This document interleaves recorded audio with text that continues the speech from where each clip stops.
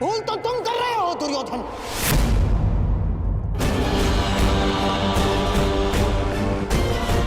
आज पहली बार मैं कर्ण से सहमत हूं। तुम्हें नारायणी सेना के स्थान पर कृष्ण को ही चुनना था। ये क्या कर लिया तुमने? मैंने क्या किया मामाश्री? उस कृष्ण ने हाँ वचन दिया कि वो युद्ध में अस्त्र नहीं उठाएगा, तो फिर मैं नारायणी सेना को छोड़कर उस निहत्थे कृष्ण को चुनकर क्या कर लेता? अब हमारे विरुद्ध पूरी नारायणी सेना होगी जो हर प्रकार की व्यूह रचना में निपुण है। हमें अपने सैनिकों को श्रेष्ठ प्रशिक्षण देना होगा। तब तक माधव हमारे साथ है नकुल। हमें किसी बात की चिंता करने की कोई आवश्यकता नहीं। यदि आज वो हमारे पक्ष में होता तो पांडवों के लिए नहीं, आज वो हमारे लिए रणनीति बनाता, हमारे लिए। उसका वास्तविक अस्त्र तो उसकी नीति ही है। वो कृष्ण कोई साधारण मनुष्य नहीं है ना।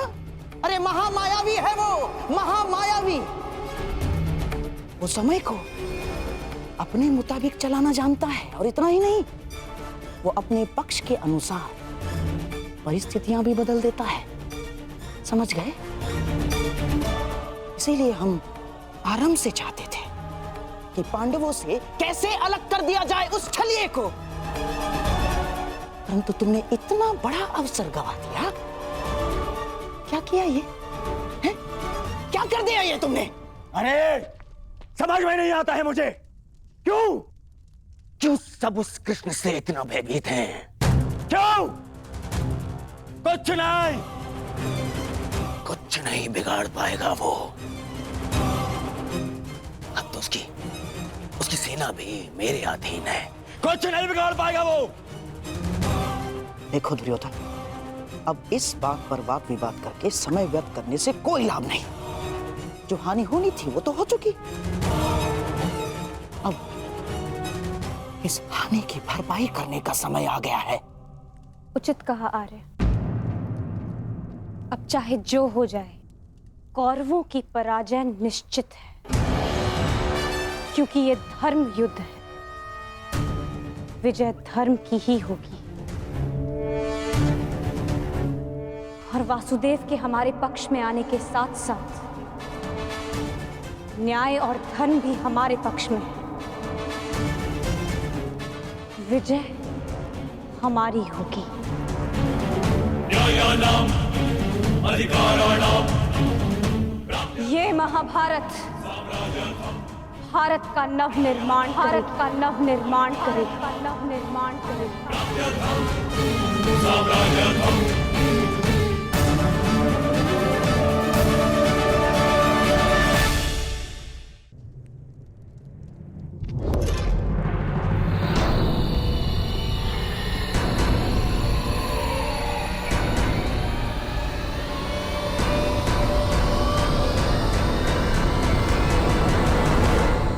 अच्छा हुआ कर्ण, तुम आ गए। हम तुम्हारी प्रतीक्षा कर रहे थे। हाँ, सभा का आरंभ मैं सबसे पूर्व महाराज धृतराष्ट्र को राजकुमारी लक्ष्मणा के विवाह की बधाई देकर करना चाहता हूँ। बधाई हो महाराज। और हाँ, अत्यंत खेद के साथ मुझे ये भी कहना पड़ रहा है कि ये अंतिम शुभ अवसर था जिसमें सारे कुरुकुल ने भाग लिया। हाँ, क्या पता इस युद्ध के पश्चात कौन जीवित रहेगा और कौन नहीं।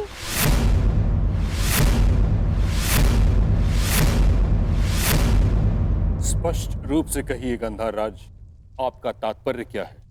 अब से पूर्व तो आपने इस प्रकार के विचार कभी प्रकट नहीं किए, और अब जब दुर्योधन ने कृष्ण को ना चुनकर नारायणी सेना को चुना है, तो अब इस प्रकार के विचार क्यों?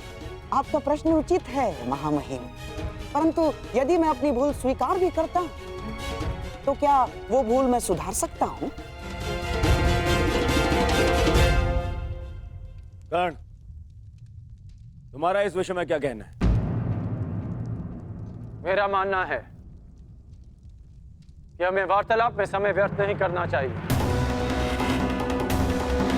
हमें अपनी सेना को प्रशिक्षण देकर उन्हें और शक्तिशाली बनाना होगा। अपनी सेना में अधिक से अधिक महान योद्धाओं को एकत्रित करना होगा। मेरा एक और मानना है कि हमें युद्ध के लिए तत्पर रहना चाहिए।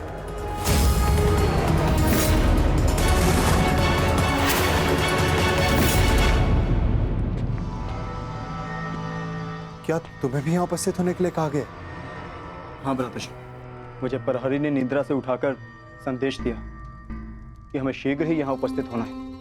परंतु क्यों और किसके आदेश पे? ये आदेश मैंने दिया है।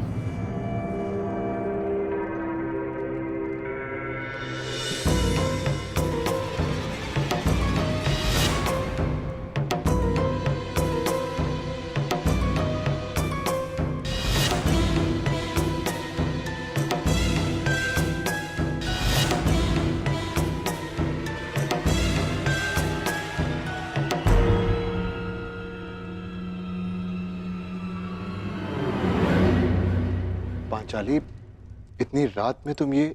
क्योंकि ये समय सोने का नहीं है धर्मराज, जागने का है। और जो बात मैं कहना चाहती हूं उसके लिए सूर्योदय की प्रतीक्षा नहीं कर सकती। ऐसा क्या है पांचाली?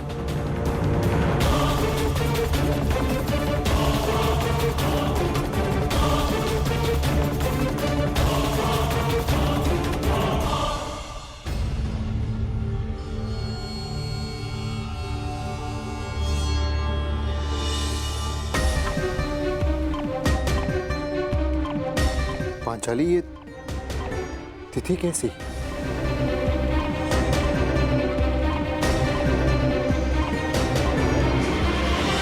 ये वो तिथि है आर्य जिस दिन हम कौरवों के विरुद्ध युद्ध आरंभ करेंगे। यदि ये युद्ध हुआ तो कितने योद्धा और कितने सैनिक मारे जाएंगे? महाराज, इस तथ्य से सभा में उपस्थित सभी मनुष्य अवगत हैं। हाँ, ये भी तो हो सकता है कि हम में से किसी को युद्ध में जाने की आवश्यकता ना पड़े।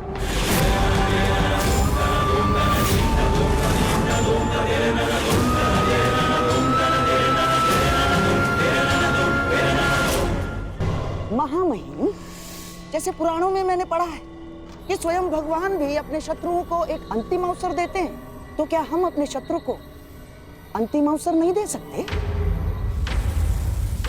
दे सकते हैं ना महामहिम? गांधार राज, युद्ध होना निश्चित है और होकर ही रहेगा। और इसकी उल्टी गिनती प्रारंभ हो चुकी है।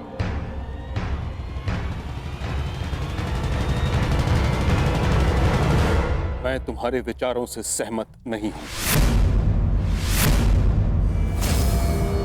जितना असहमत मैं गंधार नरेश की सोच से हूं, उतना ही असहमत मैं इस निष्कर्ष से हूं। हर परिस्थिति में संधि युद्ध से श्रेष्ठ होती है। हमें पांडवों से संधि वार्ता कर लेनी चाहिए। युद्ध अभी प्रारंभ नहीं हुआ है महाराज, हम इसे रोकने का प्रयास कर रहे हैं। हमें पांडवों से शांति वार्ता करनी चाहिए। मैं जानता हूं कि आप भी ये युद्ध रोकना चाहते हैं, हम भी नहीं चाहते कि ये युद्ध हो। हमारा प्रयास है कि हस्तिनापुर के मस्तक पर इस महाविनाशी युद्ध का कलंक न लगे। ठीक है ताक्षरी, यदि यह हस्तिनापुर के भविष्य का प्रश्न है तो हम अपने दूत को पांडवों के समक्ष भेजने की आज्ञा देते हैं। हमें उन तक संदेश देना है कि हस्तिनापुर भी इस युद्ध के विरुद्ध है। और युद्ध के अंतिम दिन मैं अपने अपमान का प्रतिशोध लूंगी।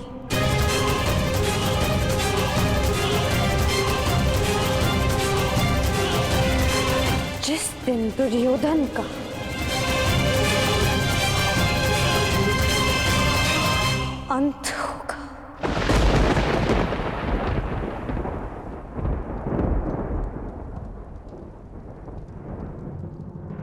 महाराज ऐसे ये मेरा अंतिम निर्णय है कर्ण।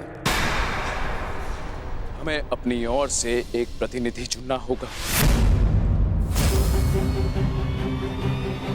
क्या आपके मस्तिष्क में कोई नाम है महाराज? संजय।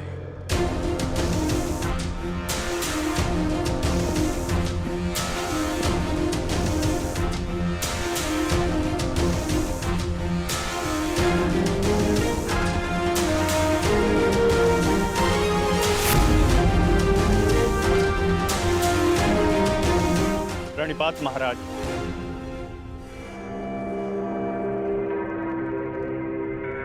मुझे भी संजय के साथ जाने की आज्ञा दीजिए महाराज। नहीं कर्ण, यह एक अत्यंत संवेदनशील प्रकरण है।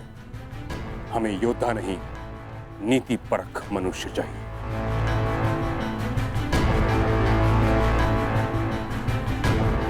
विदुर, तुम संजय के साथ जाओगे।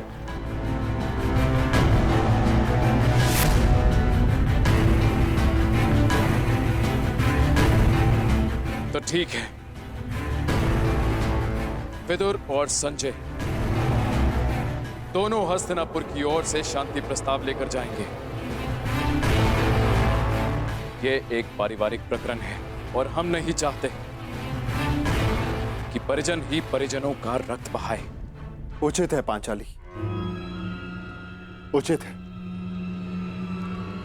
अब ये युद्ध तुम्हारे बताए हुए दिन ही आरंभ होगा।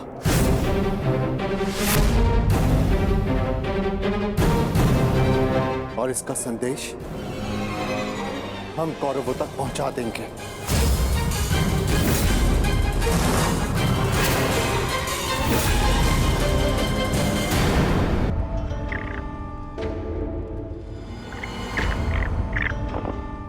अपने खेल पर ध्यान रखो दुर्योधन, नहीं तो तुम मुझे परास्त नहीं कर पाओगे। क्षमा कीजिए महाश्री, आपके इस अवसर में आपके जितना कौशल नहीं है मेरा, और खेल में मेरा ध्यान नहीं लग रहा है क्योंकि मुझे समझ में ही नहीं आ रहा है कि आपने ऐसा किया क्यों। मैं पांडवों के समक्ष प्रस्ताव ले जाने के विरुद्ध था, आपने मुझे बाध्य किया। क्यों? आप पांडवों का विनाश नहीं चाहते? आप बदल गए हैं क्या? क्यों आपने पिताश्री को शांति प्रस्ताव ले जाने के लिए मनाया? तुम्हें क्या लगता है दुर्योधन, क्या यह शांति प्रस्ताव युद्ध को रोक पाएगा? कदापि नहीं। अब यह युद्ध होकर रहेगा। इस युद्ध को कोई नहीं रोक सकता। अरे तो फिर संजय और विदुर को शांति प्रस्ताव लेकर क्यों भिजवाया आपने? प्रयास क्यों ना बताइए ना। बताता, समझो दुर्योधन, जिस प्रकार हम दूत भेजेंगे उसी प्रकार वहां से भी उन्हें दूत भेजना होगा ना। तुम्हें क्या लगता है कौन आएगा दूत बन के पांडवों की तरफ से? कौन आएगा? वही जो दर्शाता तो यही कि उसका किसी भी निजी प्रकरण से कोई संबंध नहीं, परंतु जो हर प्रकरण में बीच में घुस आता है, जो मेरे हर छल को अपनी बुद्धि के बल से असफल कर देता है, वो जिसकी मनोहर बातों का व्यू गुरु द्रोणाचार्य के चक्रव्यूह से भी अधिक शक्तिशाली है, वो जो हस्तिनापुर के सिंहासन पर तुम्हें नहीं उन पांडवों को बिठाना चाहता है। वही छलिया, वही वासुदेव कृष्ण। ये तो उसमें हंसने वाली क्या बात है? उसका क्या? बताता हूं।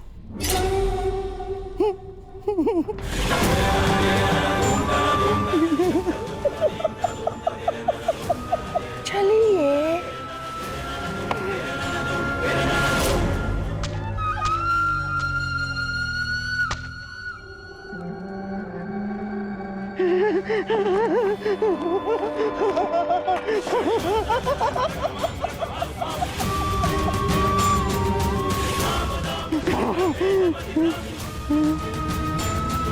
कृष्ण यहाँ आएगा तो अवश्य, परंतु आएगा।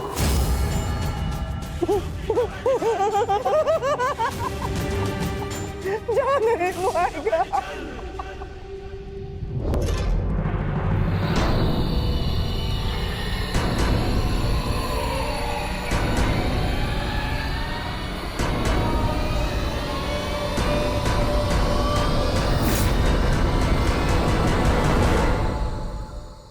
आपका क्या मत है वासुदेव?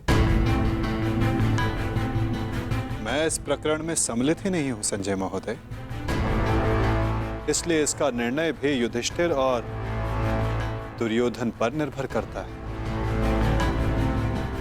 परंतु मेरा यह कर्तव्य है कि मैं आप लोगों के विचारों को जानूं, क्योंकि शांति प्रस्ताव के लिए आप सबके समक्ष मुझे भेजा गया है और मैं ये आशा करता हूं कि धर्मराज भी शांतिपूर्वक इस प्रस्ताव पर विचार करेंगे। वो तो इस पर निर्भर करता है कि आपके युवराज का क्या विचार है।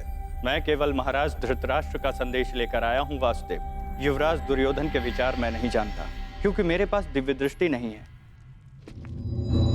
किसे ज्ञात संजय महोदय, किसी दिन आपको दिव्य दृष्टि मिल जाए और आप वो देख पाए जो सबके लिए संभव ना हो।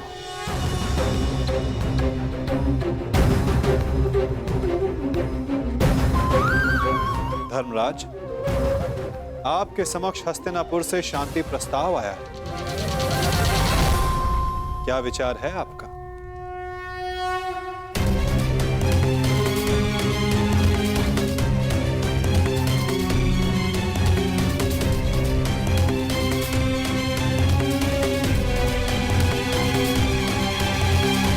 यदि हस्तिनापुर शांति चाहता है तो हमें भी युद्ध करने की कोई ललक नहीं।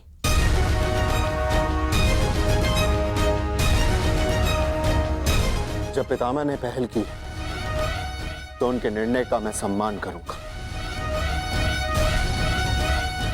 परंतु ये युद्ध केवल मेरा नहीं, मेरे अनुजों का भी है और पांचाली का भी, इसलिए उनका मत जानना भी अत्यंत आवश्यक है। हमें ज्ञात है कि अवश्य ही तुम सबके हित की सोचोगे युधिष्ठिर, इसलिए हम सबको सबसे अधिक आशा तुमसे ही है। मुझे विश्वास है प्रतिकार और प्रतिघात के स्थान पर तुम शांति को महत्व दो। जहां तक शेष पांडवों का प्रश्न है, मुझे विश्वास है कि ये सब तुम्हारे निर्णय का सम्मान करेंगे।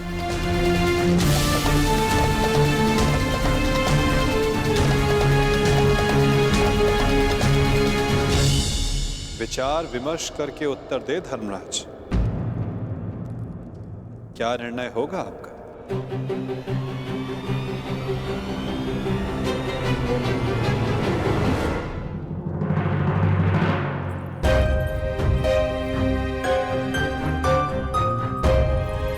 वृषसेन, अरे लक्ष्मणा, कैसी हो? मैं ठीक हूँ, परंतु तुम्हें यहाँ देख के आश्चर्य हुआ। तुम यहाँ कैसे?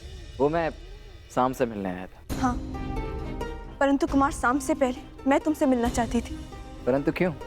क्योंकि अब केवल तुम ही अपने मित्र को इतनी बड़ी भूल करने से रोक सकते हो। सांब युद्ध में न केवल अपने पिता के विरुद्ध खड़े हो रहे हैं, अपितु वो स्वयं हस्तिनापुर की ओर से नारायणी सेना का नेतृत्व कर रहे हैं। परंतु अभी भी कुछ नहीं बिगड़ा है वृषसेन। सांब तुम्हारा मित्र है, उसे समझाओ, वो तुम्हारी बात कभी नहीं टालेगा। क्षमा चाहता हूँ लक्ष्मण। देखो, मैंने सदैव मित्र बनकर तुम्हारी सहायता की है, तुम्हारा पक्ष लिया है, परंतु आज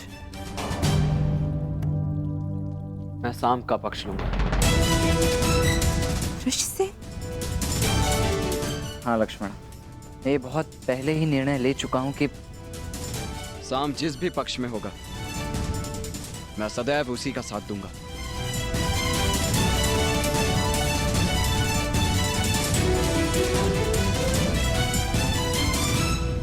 परंतु तुम्हें चिंता करने की आवश्यकता नहीं है लक्ष्मण। मेरे जीते जी सांब को कुछ नहीं होगा, विश्वास करो मेरा। पक्ष जो भी हो, हानि तो मेरे परिवार को पहुंच रही है ना वृषसेन। तुम ही बताओ मुझे, प्रभु से मैं किस पक्ष के लिए प्रार्थना करूं?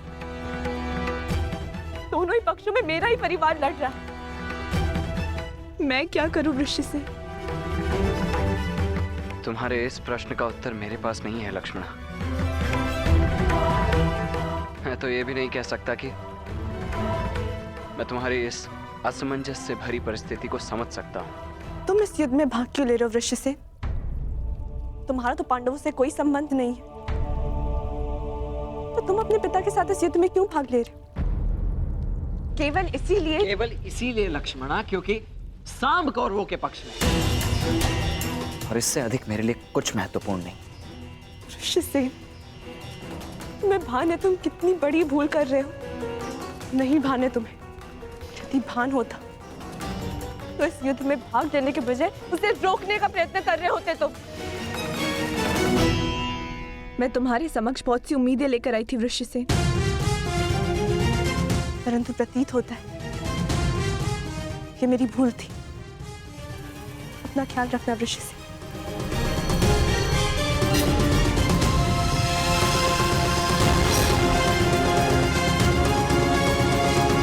अब मैं तो क्या, कोई भी इस युद्ध को होने से रोक नहीं सकता है लक्ष्मणा।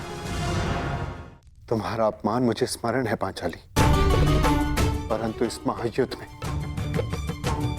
केवल महाविनाश होगा। दोषियों को दंड अवश्य मिलेगा, परंतु सहस्त्रों लाखों निर्दोषों के प्राण भी जाएंगे।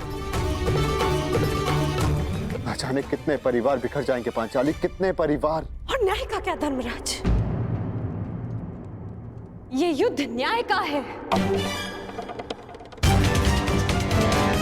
और आपकी ली हुई प्रतिज्ञा का क्या? अरे भीम, मैं कुछ नहीं भूला हूं पांचाली, ना ही तुम्हारे अपमान को, ना ही मेरी प्रतिज्ञा को। और जहां तक बात है इस शांति प्रस्ताव की, तो मैं इससे बिल्कुल सहमत नहीं। परंतु पांचाली, हम सब तुम्हारा मत जानना चाहते हैं, क्योंकि यह प्रस्ताव स्वयं पितामह और महाराज के द्वारा भेजा गया है, और इसे ऐसे ही ठुकराया भी नहीं जा सकता। आप भूल रहे हैं वृकोदर, उस सभा में श्रद्धेय पितामह और महाराज धृतराष्ट्र भी उपस्थित थे, और वो भी मेरा अपमान होने से नहीं रोक पाए थे। मुझे लगा था कि वनवास पूर्ण होने के पश्चात हम सबके जीवन का एक ही उद्देश्य है, कौरवों का विनाश।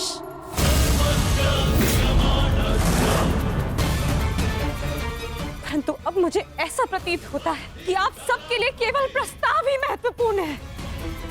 एक प्रस्ताव पर आपने अपना सब कुछ खो दिया, और आज एक दूसरे प्रस्ताव में आप सब कुछ भुला दिया जो हमने खोया था। क्या एक शांति प्रस्ताव कौरवों के दिए गए वर्षों पुराने घावों को भर सकता है? आप सबके दिए गए वचनों को भुला सकता है? यज्ञसेन, यदि तुम चाहो तो इस संधि को ठुकरा सकती है। तुम्हें इसका पूर्ण अधिकार है, परंतु इसके पहले कोई भी निर्णय लेने से पूर्व मैं सखा वासुदेव से वार्तालाप करना चाहती हूँ।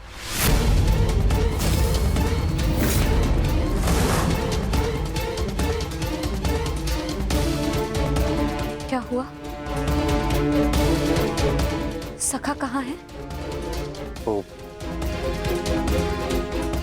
हस्तिनापुर के लिए प्रस्थान कर रहे हैं। परंतु क्यों? परंतु क्यों? पांडवों की ओर से शांति दूत बनकर।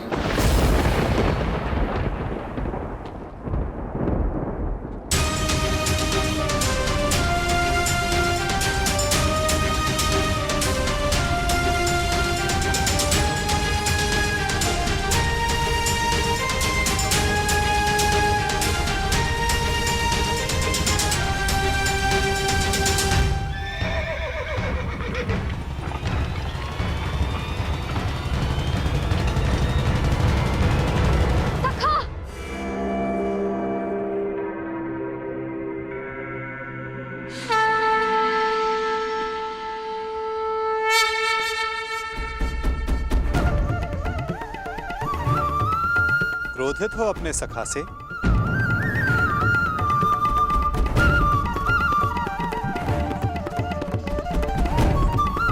अपने सखा से?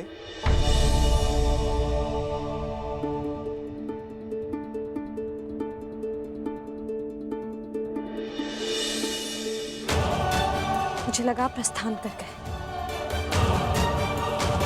भला अपनी सखी से मिले बिना मैं प्रस्थान करने की सोच भी कैसे सकता हूं? जानता हूं तुम्हारे मन में बहुत प्रश्न तुम्हें व्याकुल कर रहे हैं। जो कुछ भी तुम्हारे हृदय में है कह सकते हो। मैं वचन देता हूं तुम्हारे हर प्रश्न का उत्तर देगा ये सखा। ठीक है, तो बताइए कहाँ जा रहे थे आप? हस्तिनापुर, पांडवों के शांति दूत बनकर? अपनी सखी का अपमान भूल गए आप सखा? अपमान करने वालों के समक्ष संधि का प्रस्ताव लेकर जा रहे हैं आप? मुझे आपसे ये आशा नहीं थी सखा। आप उन दोषियों से गले मिलने को तत्पर हो गए जिन्होंने मेरे... क्या यही आपका न्याय है सखा कि आप मेरा मत जाने बिना ही जा रहे थे?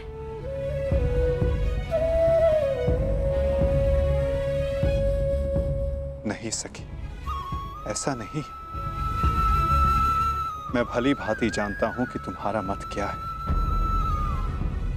और मैं तुम्हें वचन देता हूं कि तुम्हारा मत और मंतव्य दोनों ही पूर्ण होगा सखी। और इसीलिए मैं हस्तिनापुर जा रहा हूं। जो कह रहे हैं मुझे समझ नहीं आ रहा है सखा। मैं शांति दूत बनकर इसलिए जा रहा हूं सखी क्योंकि पहले संदेश हस्तिनापुर से आया है, परंतु अभी शांति प्रस्ताव स्वीकार नहीं हुआ है। मैं इसलिए जा रहा हूं ताकि कोई ये ना कह सके कि शांति प्रस्ताव होते हुए भी पांडवों ने आक्रमण किया, या फिर शांति प्रस्ताव का उत्तर नहीं दिया। मैं आपके इस उत्तर से संतुष्ट नहीं हो सका।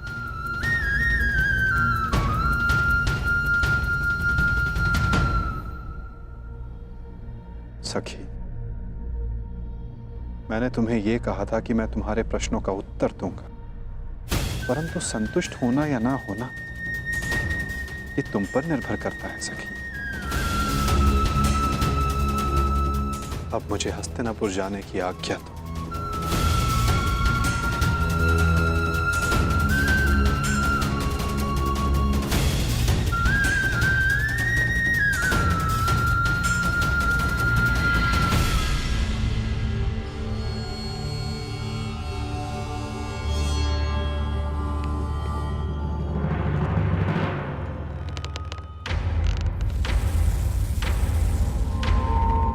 कहाँ थे पुत्र? द्वारका। परंतु क्यों? मैं पहले ही बता चुका हूं कि मैं इस युद्ध में भाग ले रहा हूं,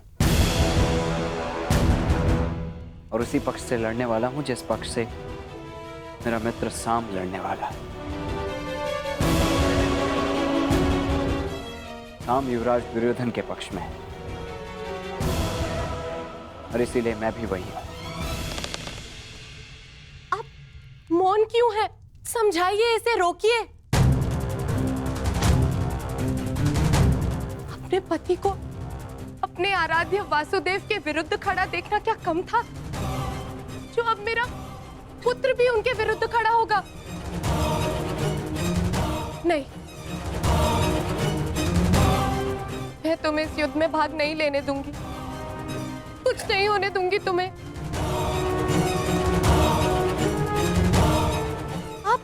इसे रोकिए, समझाइए। श्री कृष्ण के विरुद्ध युद्ध में खड़े होने का अर्थ है केवल सर्वनाश, और ये अपने पिता की आज्ञा के विरुद्ध जाकर इस युद्ध में भाग नहीं ले सकता है।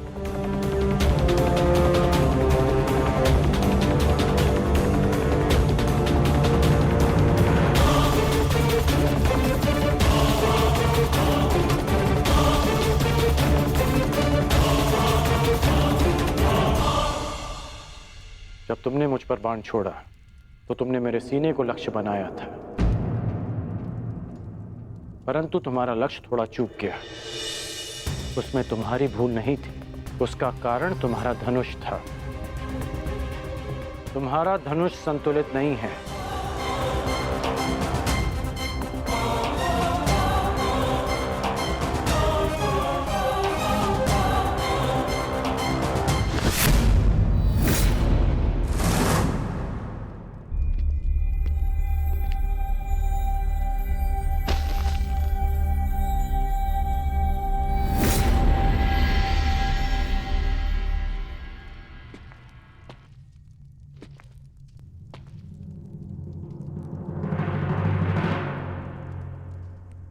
ये बिल्कुल संतुलित धनुष है, जिसे मैंने अपने हाथों से बनाया है।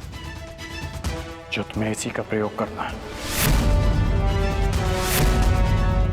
लक्ष्य कभी नहीं चूकेगा।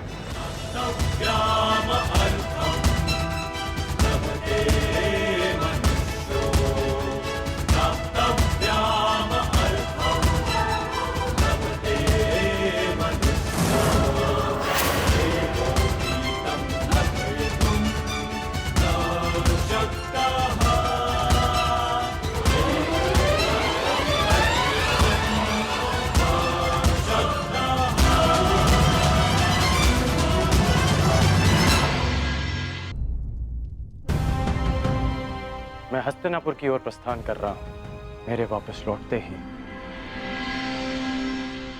तुम्हारा प्रशिक्षण प्रारंभ हो जाएगा।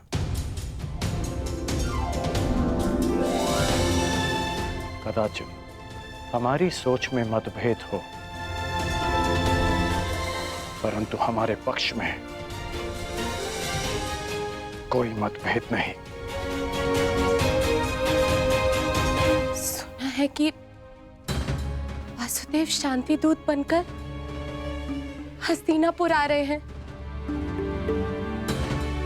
तो हो सकता है कि ये युद्ध टल जाए। नहीं, युद्ध होना निश्चित है। हाँ, वासुदेव स्वयं आ रहे हैं तो अवश्य कोई बात होगी।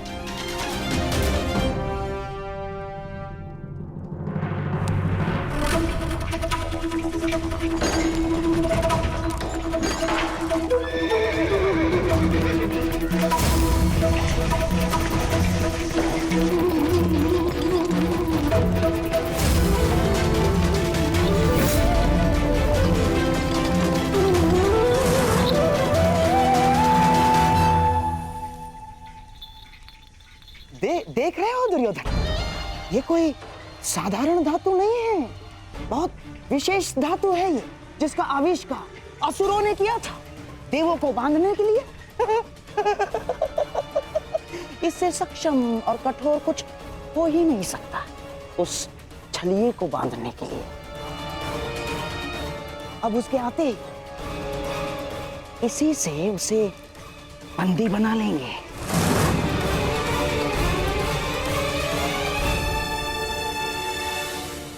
बहुत अच्छे मामा श्री, सबसे कठोर धातु की श्रृंखला। हाँ?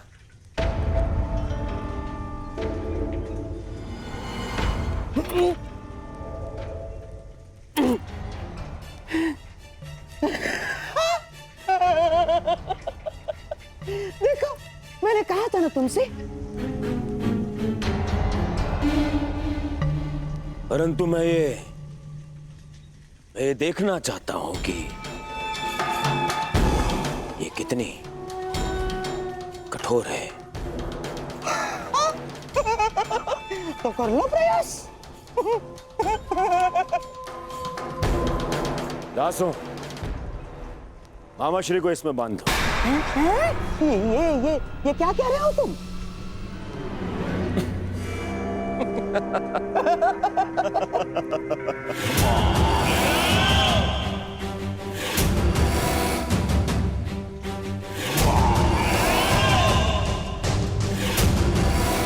मुझे इस श्रृंखला से बांध दिया जाए।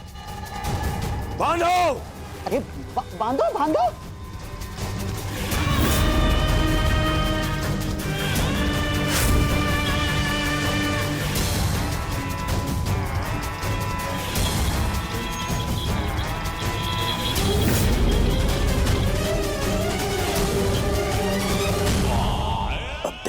ये श्रृंखला कितनी सक्षम है।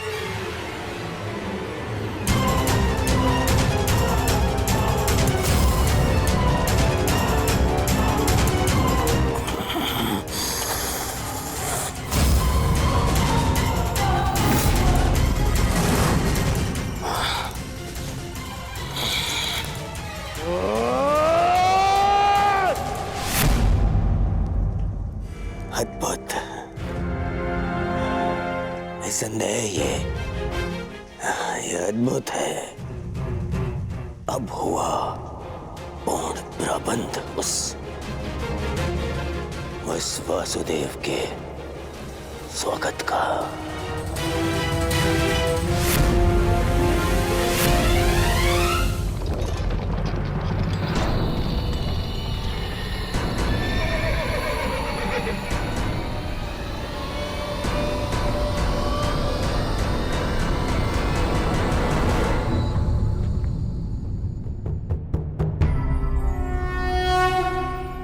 देख रहे हो दुर्योधन, ये वही छलिया कृष्ण है जो अपने चाल में, अपने छल में सबको फंसाता रहता है। ग्लानिर्भवति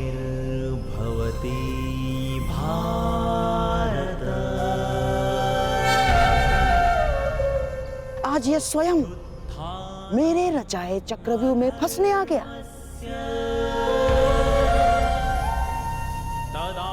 इसे ज्ञात नहीं है कि आज ये इस प्रासाद से बाहर निकल ही नहीं पाएगा।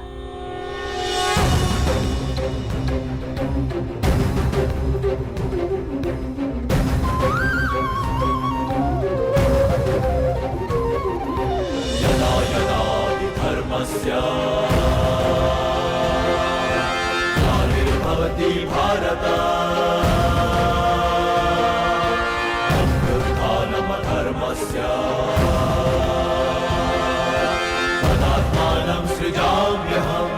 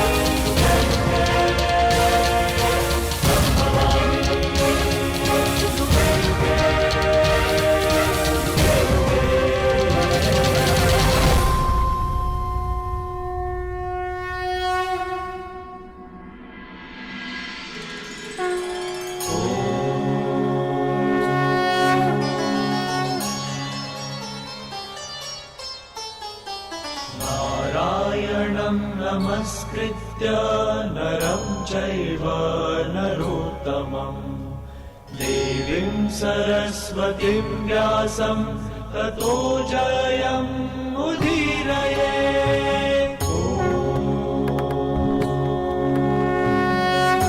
प्रणिपात हस्तिनापुर नरेश। कल्याण हो वासुदेव। प्रणिपात गंगापुत्र। कल्याण हो वासुदेव।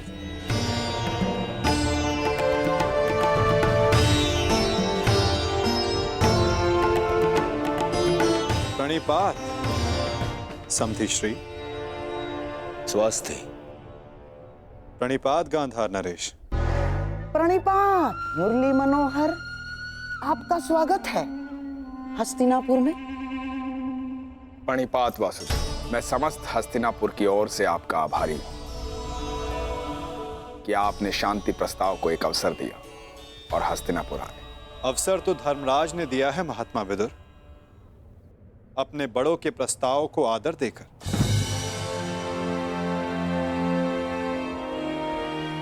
मैं तो बस उनका संदेश यहां लाया हूं। वासुदेव,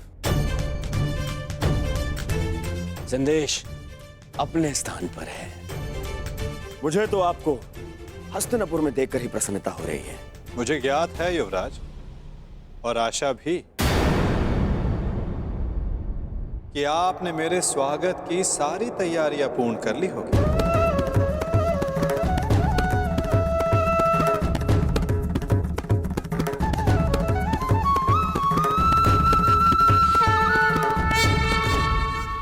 कि आपने मेरे स्वागत की सारी तैयारियां पूर्ण कर ली होगी। अवश्य। आप मेरे समधी जो हैं। चलिए, आइए मेरे कक्ष में चलते हैं। मेरे कक्ष में चल के आदर सत्कार ग्रहण कीजिए। आपके मुख से ऐसे वचन सुनकर संतोष हुआ युवराज, और अधिक प्रसन्नता इस बात की हुई है कि आपने मुझे शांति दूत के रूप में स्वीकार किया। ये शांति प्रस्ताव के बारे में हम कल बात करेंगे। आप यात्रा से आए हैं, विश्राम करें, थकान दूर करें। आइए। क्यों नहीं युवराज, अवश्य।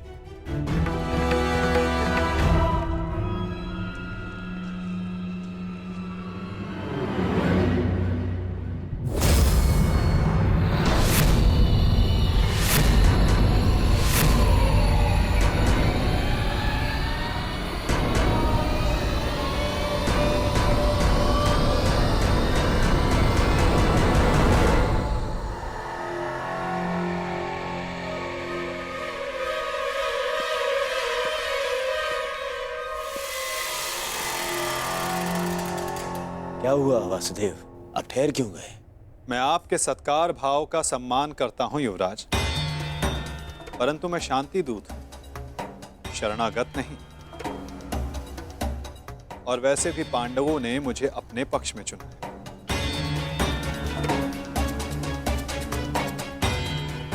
और नीति अनुसार एक दूत आतिथ्य तब तक ग्रहण नहीं कर सकता जब तक उसका कार्य पूर्ण ना हो जाए। इसलिए क्षमा कीजिएगा मुझे,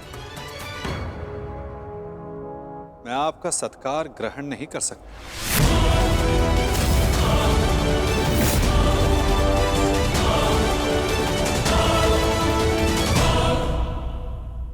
परंतु फिर आप कहां ठहरेंगे? आप उसकी चिंता ना करें युवराज, मेरे पास अपनी व्यवस्थाएं हैं। आइए भी ना वासुदेव, आप हमारे यहाँ पधारे, हम धन्य हुए।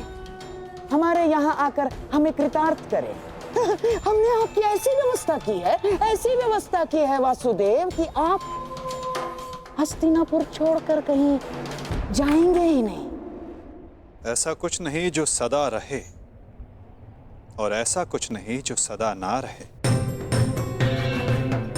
तो फिर मेरे यहाँ होने ना होने का क्या अर्थ रह जाता है गांधार नरेश?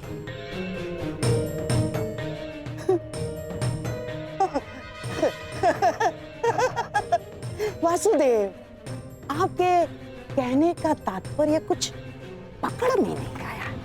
यदि सागर में अपना हाथ डालोगे तो ऐसा अनुभव होगा कि संपूर्ण सागर तुम्हारा है गांधार राज। और यदि उसी सागर को मुट्ठी में बंद करने का प्रयास करोगे तो कुछ नहीं पाओगे। हाँ, यह अवश्य हो सकता है कि उसमें डूब जाए। प्रणिपात।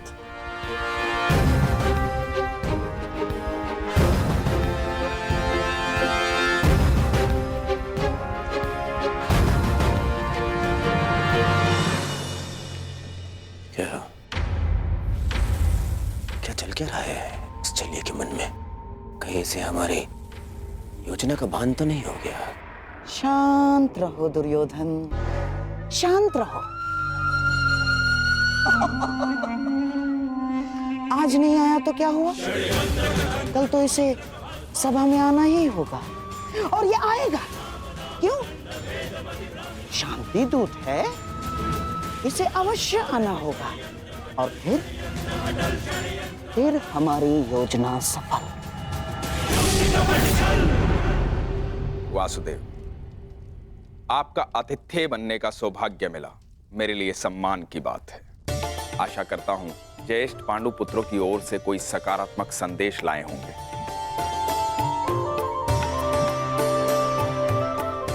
संदेश तो मैं लाया हूं महात्मा विदुर, परंतु वो संदेश मैं कल सभा में सबके समक्ष रखूंगा। प्रणिपात माधव,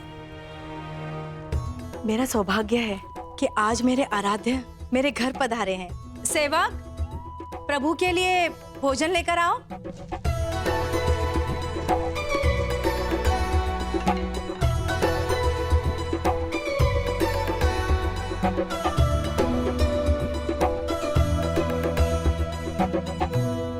भोग लगाइए प्रभु।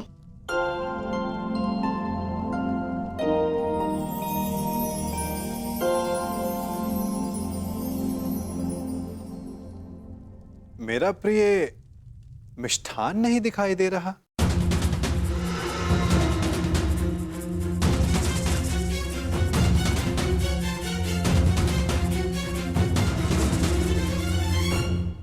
जानती हूँ आपको मिष्ठान बहुत प्रिय है वासुदेव, परंतु जब से कुलवधू का राजसभा में अपमान हुआ, हमने मिष्ठान त्याग दिया। हाँ वासुदेव, उसी दिन कुरुकुल के पतन का प्रारब्ध लिखा जा चुका था।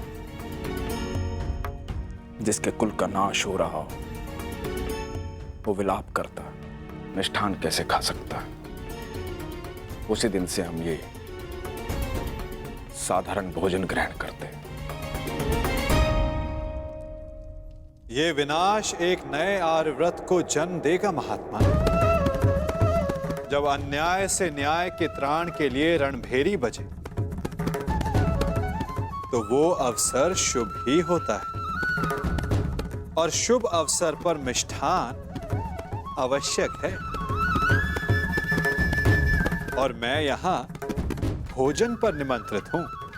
अपना प्रिय मिष्ठान खाए बिना यहां से जाने वाला नहीं मैं।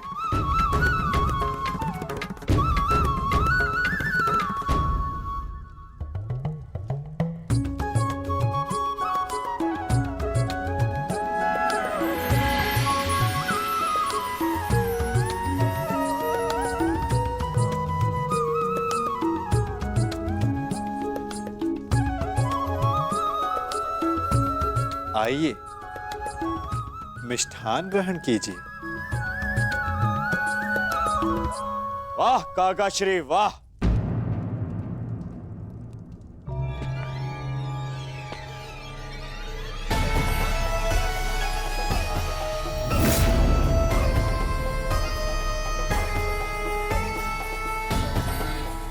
छप्पन भोग का आनंद लिया जा रहा है। आओ पुत्र दुर्योधन, तुम भी मिष्ठान ग्रहण करो। मिष्ठान नहीं, वो क्या है ना काकाश्री, मेरे मन में जो कड़वाहट भर दी है आपने,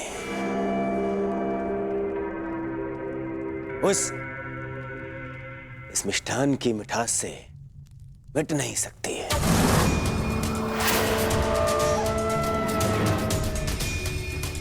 कितने कितने दोगले हैं आप। मन में कुछ और रखते हैं और वाणी में कुछ और। तुम क्या कह रहे हो? मैं समझ नहीं पा रहा हूं। परंतु मुझे समझ में आ रहा है। मैं समझ गया हूं कि आप इतने वर्षों से क्या करना चाहते हैं। आप मुझे नीचा दिखाना चाहते हैं।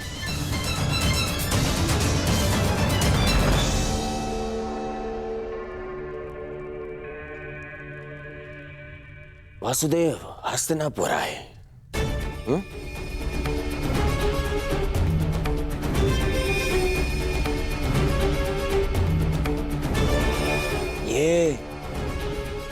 ये मेरे संबंधी हैं।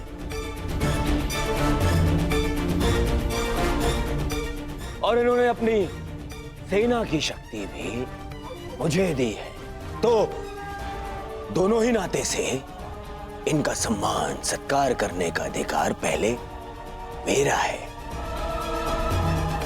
परंतु आपने क्या किया? आप उन्हें यहां ले आए ताकि आप अपने स्वार्थ और षड्यंत्र को पूर्ण कर सके। परंतु वासुदेव को निमंत्रित करने में मेरा क्या स्वार्थ है दुर्योधन? अरे स्वार्थ है, स्वार्थ है काका श्री।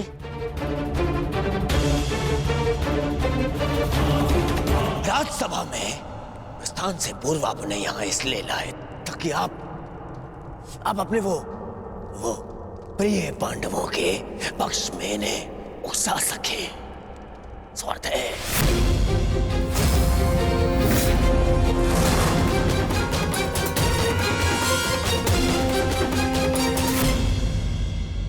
में प्रस्थान से पूर्व आप उन्हें यहां इसलिए लाए ताकि आप अपने वो प्रिय पांडवों के पक्ष में इन्हें उकसा सके। शांत रहो दुर्योधन। हस्तिनापुर के महामंत्री है ये, और एक महामंत्री के समक्ष तुम इस भांति बात नहीं कर सकते। मूर्खता मत करो। नहीं मामा श्री, नहीं, आज मुझे बोलने दीजिए। इन्होंने आज तक केवल पांडवों का साथ दिया और मेरा विरोध किया। दुर्योधन, अपनी वाणी पर संयम रखो। ये मत भूलो कि महात्मा विदुर न केवल तुम्हारे महामंत्री हैं, परंतु तुम्हारे काका श्री भी हैं। काका श्री होते तो मेरा समर्थन करते, उन पांडवों का नहीं।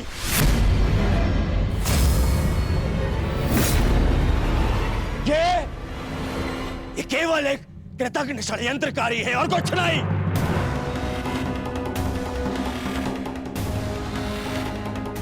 इन्होंने कभी हमारे हित की बात नहीं करी। ना ये तब चाहते थे कि मेरे पिता राजा बने, और ना ये आप चाहते हैं कि मैं सिंहासन पर बैठूं। बहुत बुरी बात है काका श्री, हमारा अन्न खाके उन पांडवों का पक्ष लेते हैं आप। भाग्य है कि ये मेरे पिता के आधे भाई हैं, अन्यथा राजद्रोही घोषित करके इस दासी पुत्र को दंड देता मैं। दुर्योधन!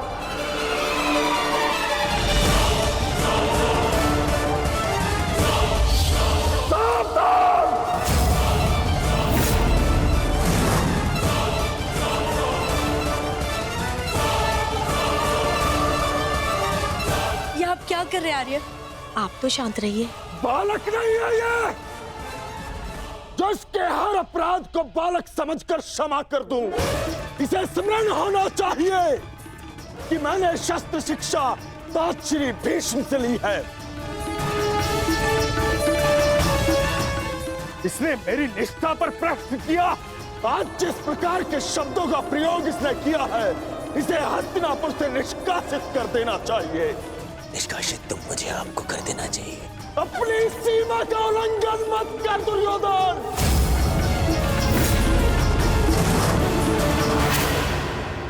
अपने शब्दों की रास को थाम कर रखो दुर्योधन। ये मत भूलो कि महात्मा विदुर हस्तिनापुर के महामंत्री और हस्तिनापुर के रणनीतिकार भी। इस समय तुम्हें उनके समर्थन, उनकी सहायता की अत्यधिक आवश्यकता है। बस! ऐसे सैकड़ों महामंत्री मेरे चरण धोते हैं। मुझे इस युद्ध को जीतने के लिए एक दासी पुत्र के समर्थन की आवश्यकता नहीं है। दुर्योधन!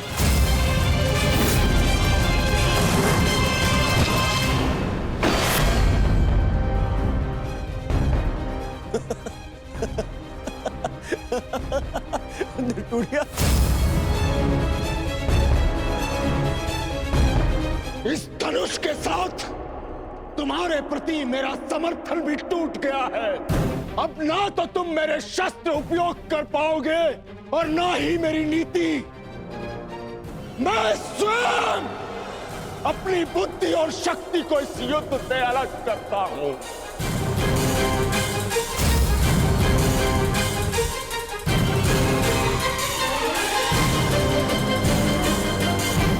दुर्योधन, हंसना बंद करो, बंद करो ये हंसना।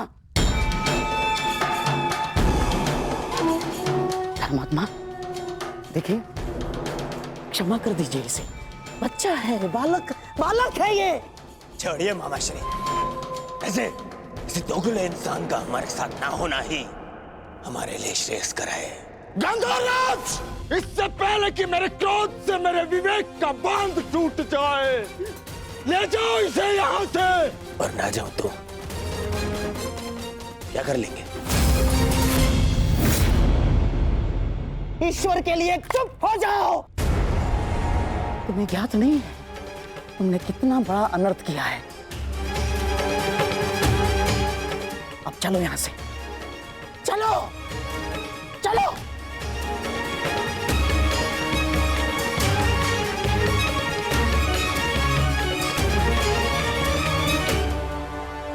धनुष ना टूटता तो मेरा बाण छूट जाता। मेरे भ्राता धृतराष्ट्र को पुत्रहानि होती। मैं आज भी यही कामना करता हूं कि यदि ये युद्ध हो तो मेरे भ्राता धृतराष्ट्र के पुत्र और मेरे ज्येष्ठ भ्राता पांडु के पुत्र सुरक्षित रहे।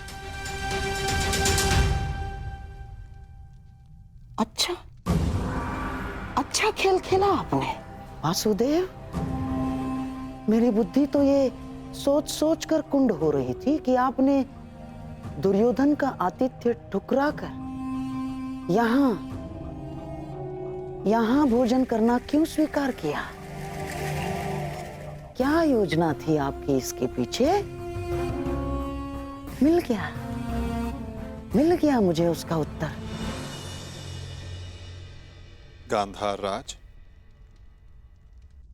मैं यहां आया, ये मेरा चुनाव था। दुर्योधन ने जो व्यवहार यहां किया वो उसका चुनाव था। और अब महात्मा विदुर इस युद्ध से अलग हुए हैं तो ये इनका चुनाव है। अपना चुनाव करने का अधिकार हर मनुष्य को है गांधार राज, और उस चयन का प्रतिफल चुका उसकी विवशता।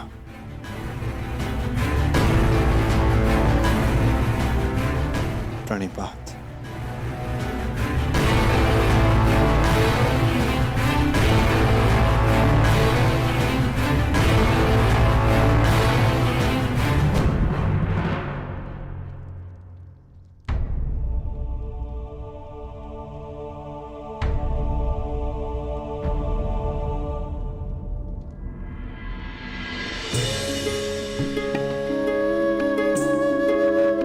कान्हा, तुम यहाँ?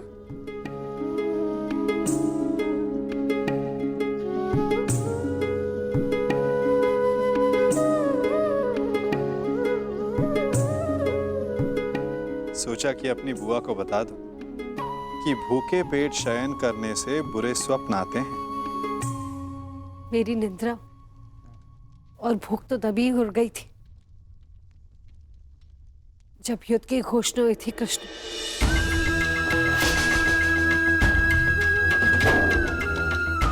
जिस माता के पुत्रों का जीवन दांव पे लगा हो, उसकी आंखों में नींद कैसे आएगी?